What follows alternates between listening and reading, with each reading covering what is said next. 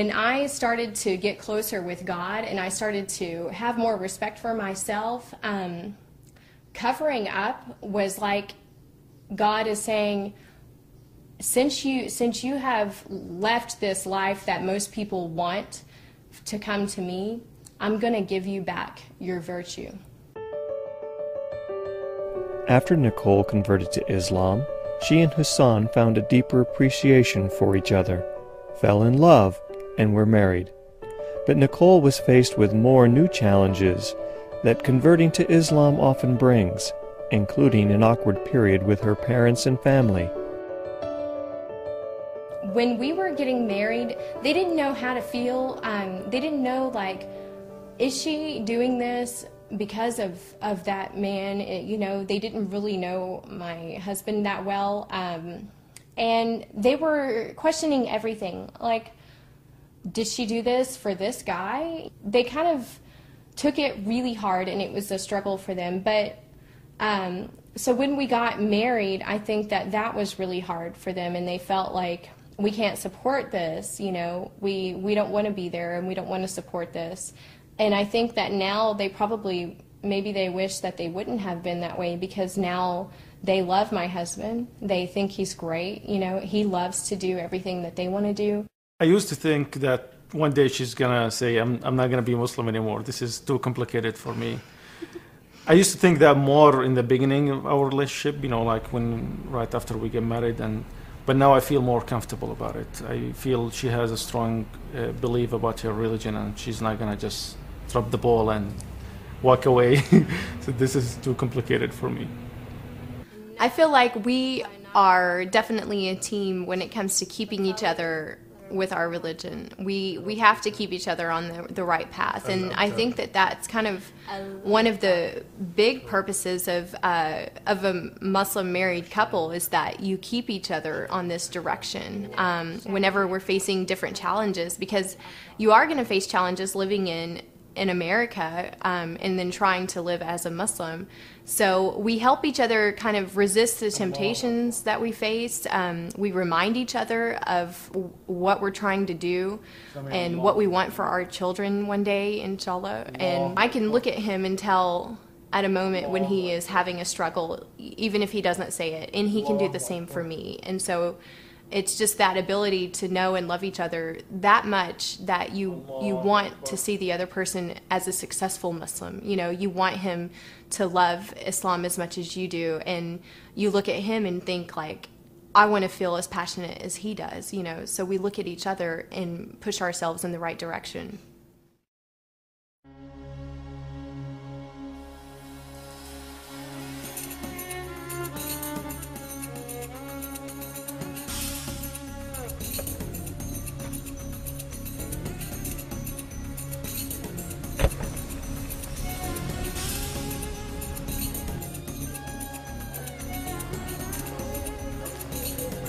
This is the main foyer area for the Islamic Association of North Texas. This is where I first began my Islamic classes. I would come every Sunday. I would go up the staircase right there to learn about the foundation of Islam.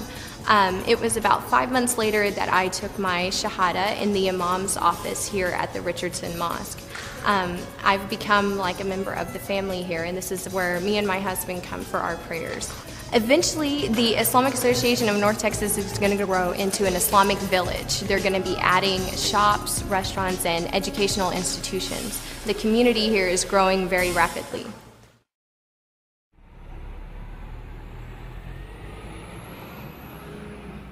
Daily, we probably don't live the typical life of a Muslim couple. We're usually not home together having a big meal every night and things like that. We usually have something that we have to work on.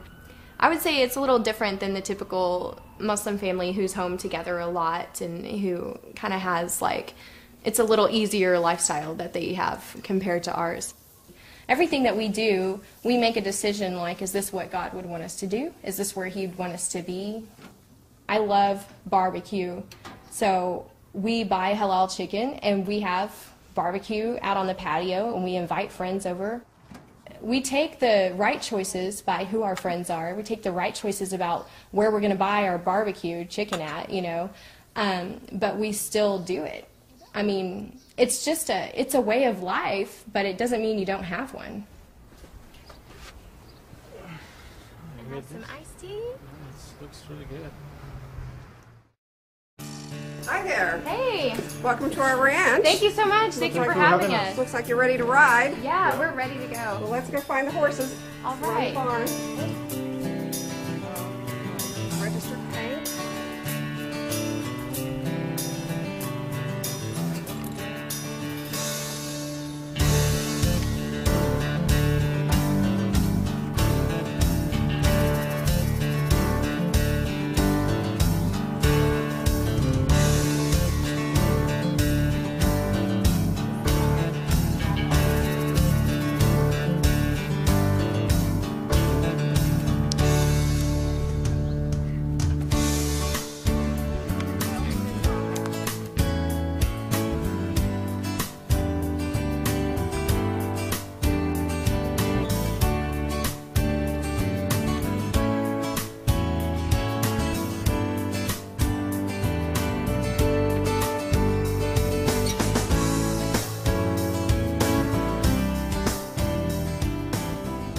I don't miss out on anything that a Southern girl would get to do, you know. Like, I do everything that I would have done before. I just find a way to do it, and so I can still be Muslim, and I can still go horseback riding with my husband out at a ranch. You know, we do that frequently.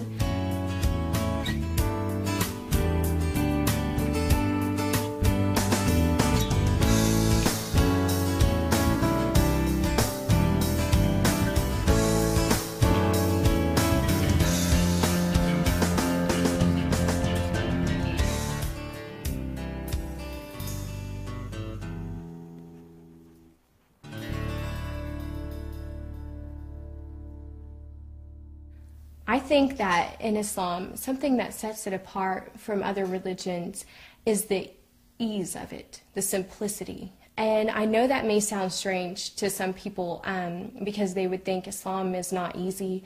Look at how difficult your life is, you know, with this religion and how challenging it is.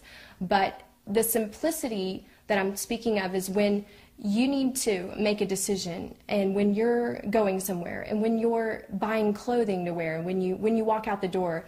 Islam helps you to make the decision to respect yourself.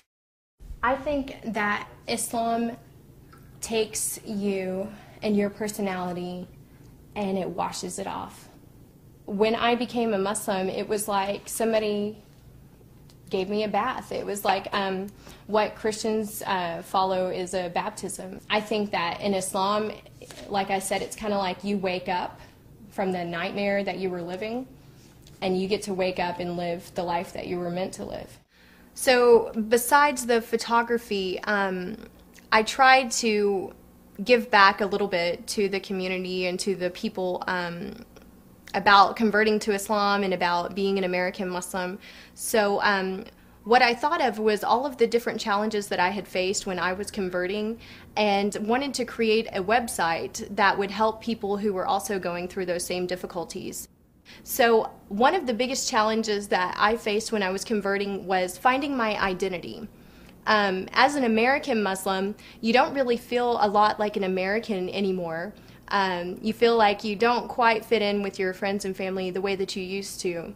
When you're also on the other side as a Muslim, you're still not the same as they are, not the same as a person from a Muslim country, and you may not look or act the same way that they do. So you kind of feel like, where do I belong? So I made another site, and it's a blog page that helps define a little more of the Muslim American identity. So I have articles and stories and videos on there just describing who we are as American Muslims, because my goal with that site is to give us a more positive representation and to make it to where the first thing that someone thinks of when they think of a Muslim is going to be completely different than what they think now. I find that here in America, I know that people think it must be hard to be a Muslim that's an American living in America. And I did find out what it's like to be treated different, to be looked at by your own people as somebody that's foreign. And I am very proud to be American. I'm all about being an American and being a Muslim. This is a faith. It's a religion. It's not a race. It's not, what color of skin I am. It's not anything like that. It's just a faith that I follow. It's a lifestyle that I live. So I kind of feel bad for people when all that they know is completely wrong from what we stand for. Assalamu alaikum, sisters. Thank you so much for coming. And so I really devote a lot of time and a lot of energy to speaking out to people about being an American Muslim and about how this is a different aspect. This is a different aspect of Islam than they've ever seen.